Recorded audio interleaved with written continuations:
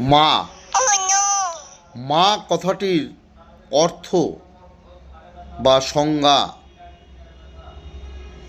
আমরা কেউ জানি না। জগৎজননী মা, গর্ভধারিণী মা, যে মা 10 মাস 10 দিন গর্ভে ধারণ করে গর্ভ যন্ত্রণা সহ্য করে আমাদেরকে জন্ম দিয়েছেন, সেই মা। যে মা শত কষ্টের পরেও তার সন্তানকে বুকে জড়িয়ে আগলে রাখেন, সেই মা। যে মা সবাইকে খাইয়ে শেষে নিজের আধপেটা খাবার খান, সে মা। তো মায়ের সংজ্ঞা আমরা হয়তো অনেকেই জানি না। আর